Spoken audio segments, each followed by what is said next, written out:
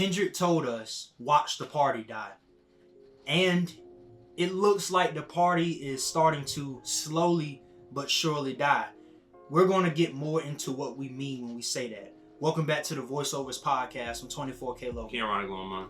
Okay, so when I say that Kendrick warned us or Kendrick told us the party would die, I think that's referring to a current shift in hip-hop that we're starting to see, right? Of course, the Clipse just released their new album titled Let God Sort 'Em Out.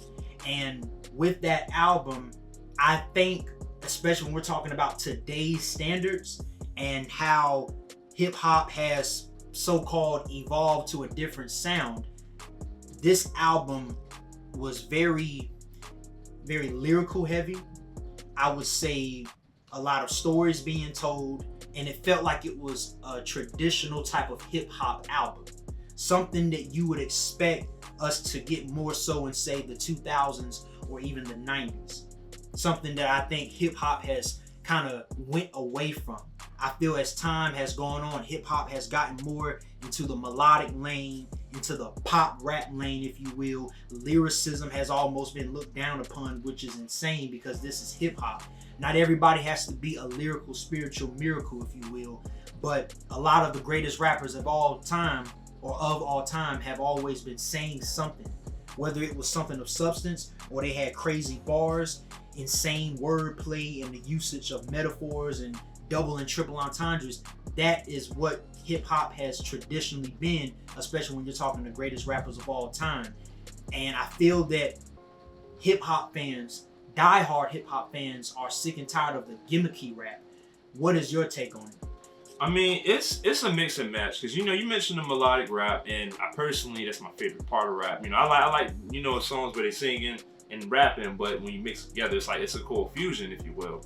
But, you know, like you said, you know, the sound has changed, but I saw a video the other day, and it made a good point about how these guys had like their, I don't want to say their prime, but it was really hot about 20 years ago. Yeah. But it's crazy how you can go 20 years later and you're able to drop with the new sound. Like, there's a new sound out right now, and they're able to use their old sound here, and it's topping the new sound, believe it or not.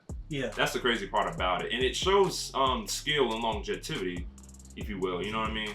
So when you put that into play, it shows who's here to stay and who's here to not stay for so long.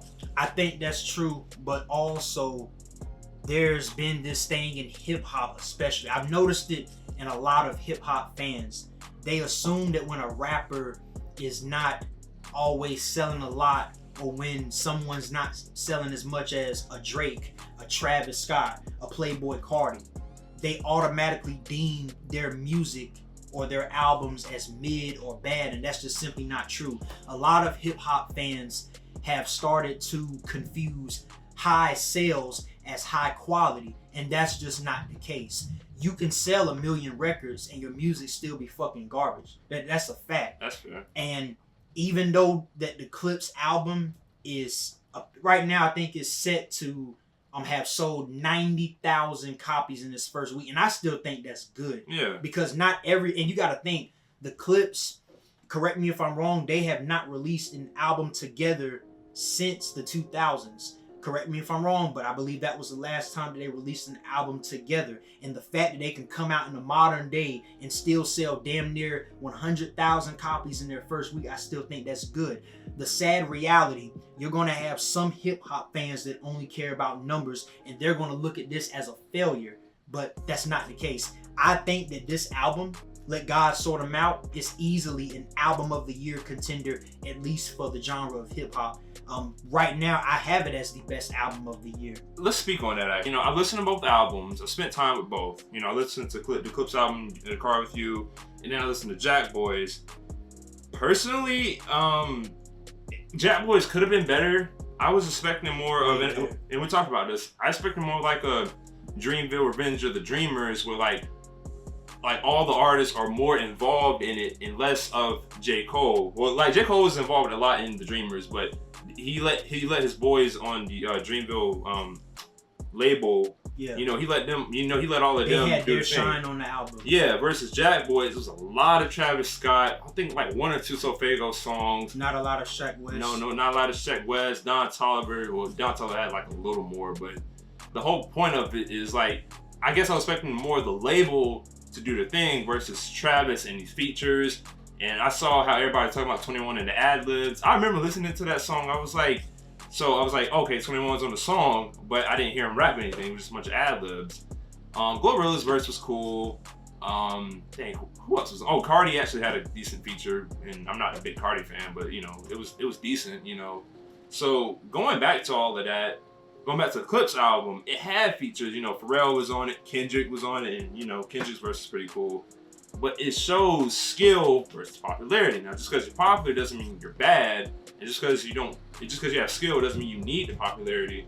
But you know, your skills speak for itself. So you meant on the Clipse album, not yeah, the Pharrell album. Yeah, I was like ping ponging back and forth with it. Okay. But yeah, you know, going back to it, you know, I read the comments, and it depends on which comment section you go to, you know, and you're looking at it, and they're like, oh man, Clipse album was mid, Jack Boys solos, or Jack Boys wasn't all that, Clipse is good, you know. And I'm like, what the fuck did y'all did we listen to the same music? Like, bro, and it's no disrespect to Travis or anybody within the Jack Boys realm. It just wasn't it, bro. Yeah. It wasn't it. This is the same guy that gave us Astro World, Rodeo. Jack Boys won. And days before the Rodeo. Arguably the greatest curator in hip hop right now. Has some of the greatest production in the history of hip hop. This just wasn't it. It's simply not saying he can't bounce back, but this simply was not it. And it just proves my point. People are not really dissecting the lyrics like they should be. And I think that it's starting to be more evident in modern hip hop. There is a shift. Now, of course, you talk about the melodic rap, the rage rap, the punk rock rap, if you will. All of those lanes will essentially forever have their shine. They'll forever have their diehard fan base.